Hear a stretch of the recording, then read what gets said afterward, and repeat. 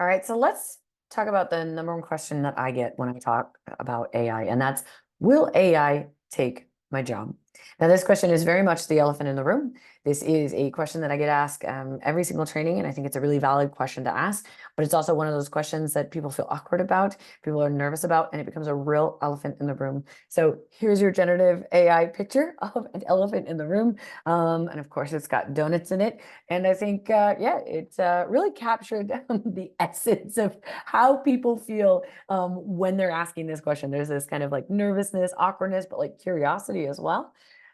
So yeah, I think I nailed it was my prompt on that one. So the answer to the question is it's complicated. So I want to first validate your feelings on that. If you're feeling nervous about AI or scared that it's going to replace you, you are perfectly valid in feeling that way because look at the headlines.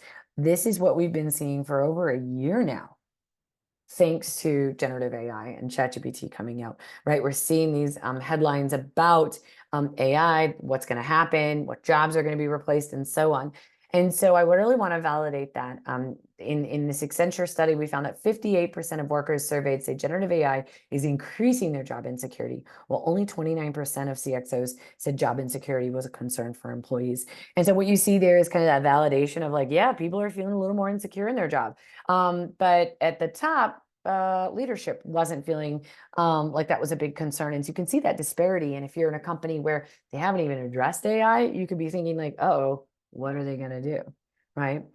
Here's some more data that really starts to complicate this picture. More than 3 in 5 organizations have already changed jobs and skills that they're recruiting for as AI impacts productivity. More than 1/3 of business leaders say AI replaced workers in 2023. Ugh, okay, so we have some evidence that it is happening. In December, the IBM CEO said the company was massively upskilling all of their employees, which is great.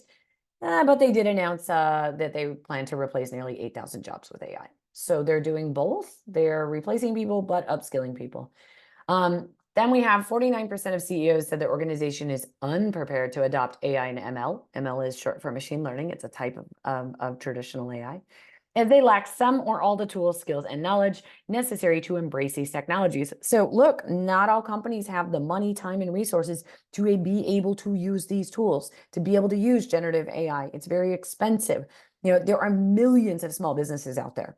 And these small businesses might not be using AI or training their workers to use AI. So they may not even be considering replacing you with AI, quite honestly. So it's really going to depend, and that's what starts to complicate it. 95% of workers surveyed see value in working with Gen AI. They just don't trust the organizations to ensure positive outcomes for everyone. 2/3 of CXOs surveyed confess they are ill-equipped to lead this change. Now, this one I like. What I like about this is it really shows one, the curiosity of people, and yet the fact that leadership isn't sure what to do.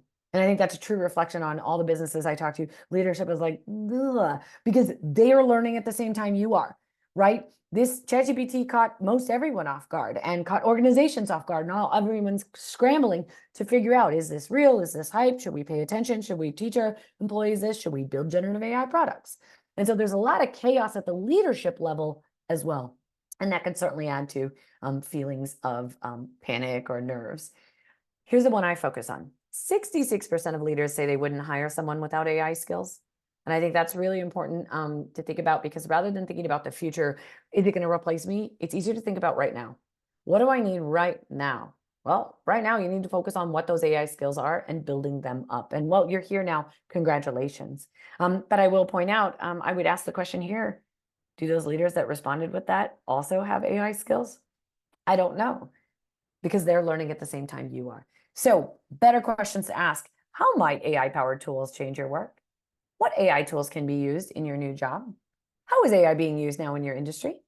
What is the impact of AI in your job and industry now? So again, looking at now, what's happening now? And then what can you learn now to help you prepare to use AI in your job? Now you are in this course, so we're going to be addressing all of that in this course. But when you get into the conversations about will it not replace you, ask better questions and help people in your organization ask better questions instead of focusing on being placed. So I'm going to link to an article that I wrote on this subject where you can explore this more and learn more about, you know, kind of the different ways to think about AI in the workplace and how to adapt to it.